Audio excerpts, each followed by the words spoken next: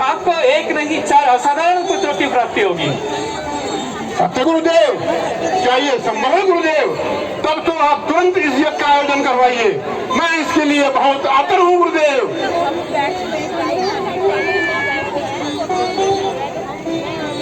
राजन, पुत्र कामेष्टि यज्ञ सफल हो गया है। अब इस फल को तीनों रानियों में बांट दीजिए। वाह गुरुदेव, वाह गुरुदेव, ये तो बहुत ही खुशी का समय है। हम बहुत प्रसन्न चित्त हैं। क्यों ना इस शुभ अवसर पर हम अपनी तीनों रानियों को अपने दरबार में बुलाएं। दासी, तुरंत महल में जाएं और हमारी तीनों रानियों को हमारे समक्ष उपस्थित होने की सूचना दें।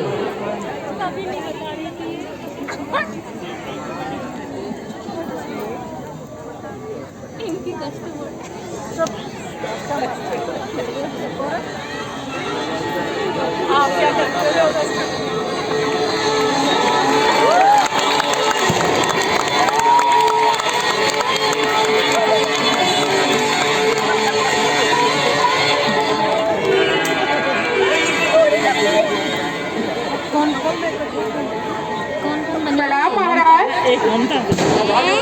ममता है ना? कहिए महाराज, आपने हमें कैसे याद किया? ममता चौहान है। महारानी, आपको सूचित करने के लिए मेरे पास एक बहुत ही बड़ा शुभ समाचार है, जिसे सुनकर आप प्रसन्नचित्त हो जाएंगी। गुरु वशिष्ठ की कृपा से पुत्र कामेष्टि यज्ञ सफलतापूर्वक संपन्न हो गया है और हमें पुत्र प्राप्ति के लिए फल प्राप्त हो गया है। रानी, यह तो बहुत ही शुभ समाचार है महाराज। हमारी युवकों की मनोकामना पूर्ति का समय अब निकट ही जान पड़ता है। हम बहुत प्रसन्न हैं महाराज। हमें तो इसी शुभ समाचार की वर्षों से प्रतीक्षा थी। हमारे कान इसी समाचार को सुनने के लिए तरस रहे थे महाराज। अब हमारे महल में भी बच्चों की किलकारियां सुनेगी और शुभ घड़ी आखिर आ ही गई। हे विष्णु कमल, आपका कोटि कोटि धन्यवाद। आप बिल्कुल सही समझ रही हैं रानी। गुरु वशिष्ठ की कृपा और प्रभु के आशीर्वाद से अब वो शुभ घड़ी समझो निकट आ ही गई है। सच महाराज, यह तो बहुत शुभ समाचार है। जी ने जो हमारी पीड़ा से मुक्त कराने का हमें उपाय दिया था, वह सर्वश्रेष्ठ है। महाराज, हमें पुत्र प्राप्ति के लिए क्या करना होगा? कुछ अधिक नहीं महारानी, बस ये खीर से भरा हुआ पात्र आप ले जाइए और आपस में बांटकर खा लीजिए। इसके पश्चात हमें पुत्र रत्नों की प्राप्ति हो जाएगी। महाराज, परंतु महाराज, क्या मैं भी इस खीर का सेवन कर सकती हूँ? आप अवश्य कर सकती हैं रानी। तो बहन सुमित्रा,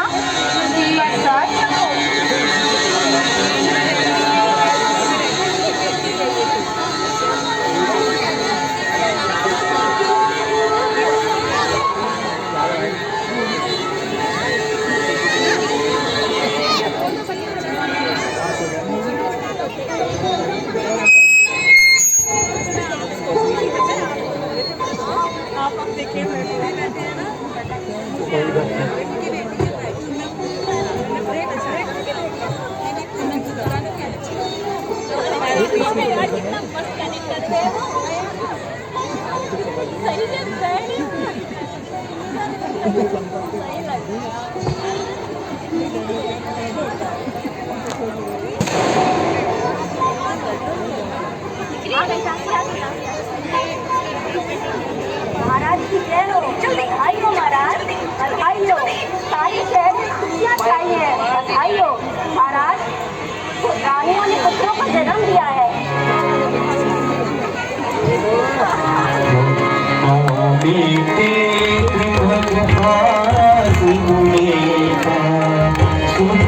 पूछे आगे भर गई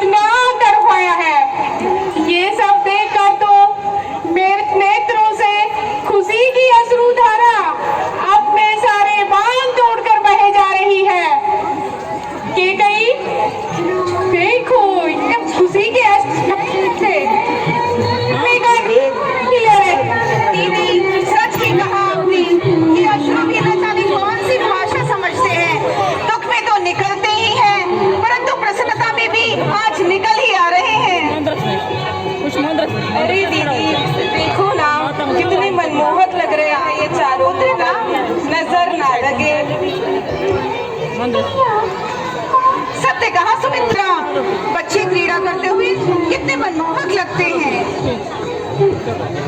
महाराज दासी, हेलो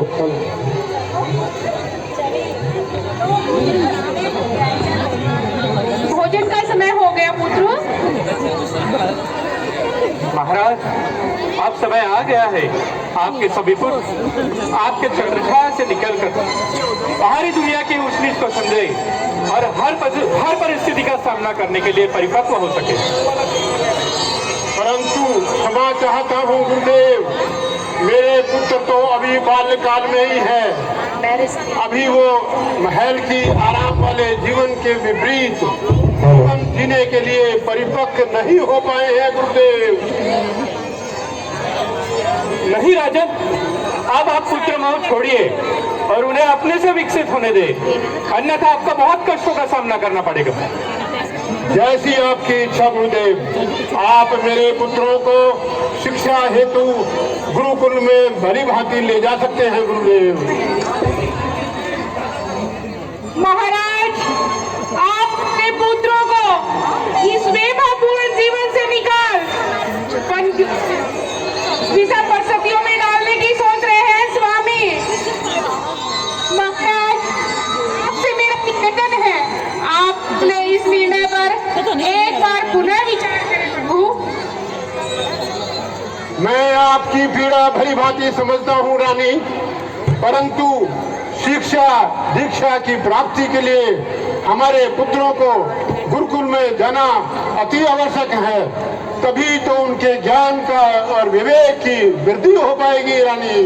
नहीं नहीं महाराज, क्या अनर्थ कर रहे हैं आप।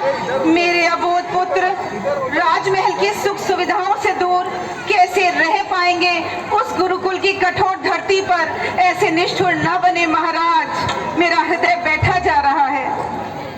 आप उचित कह रही हैं महारानी, परंतु हमारे पुत्रों को अस्त्र शस्त्र और धनुष विद्या में महारत हासिल करने के लिए वन में रहना ही पड़ेगा। तभी तो वो अपने राज्य की और अपनी प्रजा की सुरक्षा कर पाएंगे रानी। नहीं महाराज, आप ऐसा ना करें। मेरा कोमल राम अपनी माताओं के बिना कैसे रह पाएगा। नहीं महाराज, आप ऐसा ना करें। मैं आपकी भी व्यथा समझता हूँ रानी, परंतु हमारे पुत्रों को वीर शूरवीर और सक्षम बनने के लिए गुरुकुल में जाना अति आवश्यक है। तभी तो सारे राज्य में उनकी वैभव और कीर्ति की ख्याति हो पाएगी। उचित है स्वामी, जैसा आप उचित समझे। आयुष्मान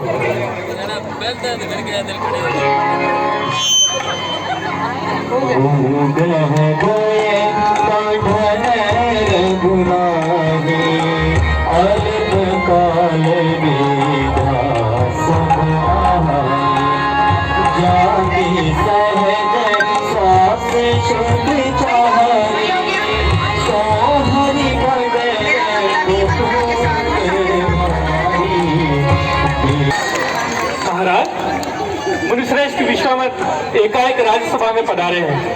आइए उनके स्वागत हेतु द्वार पर चलते हैं। चलिए गुरुदेव।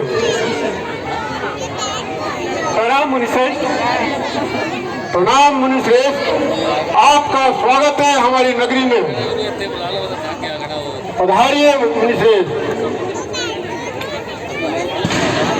आसन ग्रहण कीजिए मुनिश्रेष्ठ। दासी, जल से भरा हुआ पात्र तुरंत लेकर आए।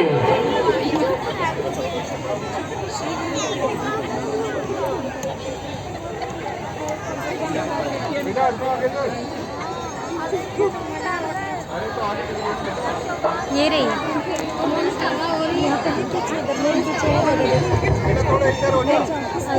मार के कल्याण, देख लो, आप देख लो, उधर से देखो, दिखेगी और नहीं तुम्हें। इधर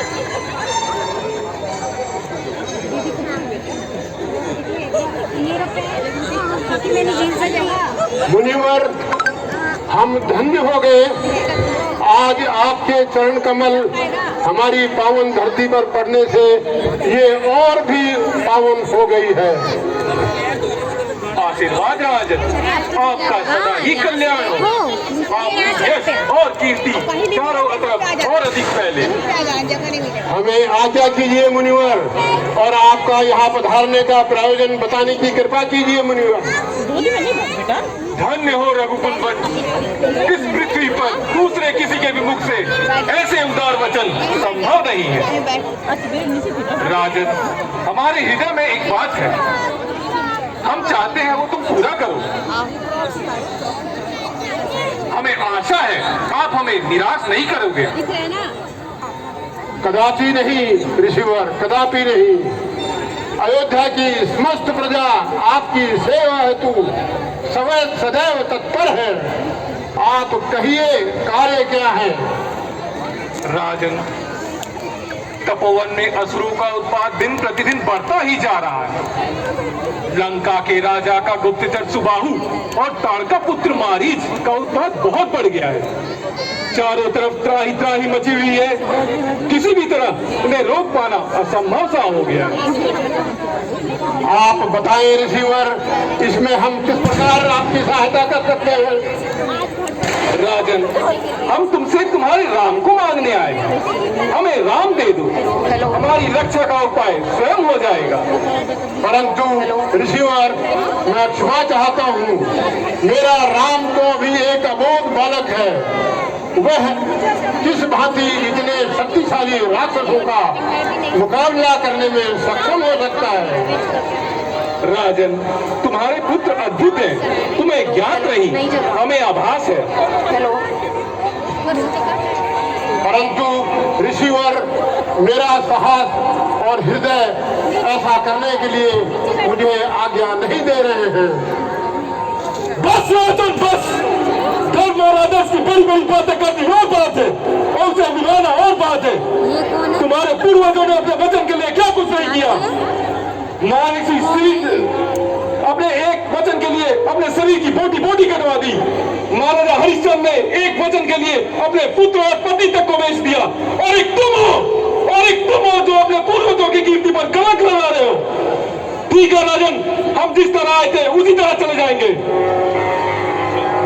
हमें क्षमा करें ऋषिवर, मेरा आपका अपमान करने का उद्देश्य कदाचित नहीं था। महर्षि वशिष्ठ, महाराज दशरथ को विधान का दिव्य तेज का ज्ञान नहीं है, परंतु आप सब जानते हैं। आप ही समझाइए महाराज को। राजन, आप व्यर्थ चिंता कर रहे हैं, सब सर्वश्रेष्ठ होगा। आप निसंकोच को क्या आगे दीजिए। ऋषिवर, आप क्रोधित न हो और आप आसन ग्रहण करें।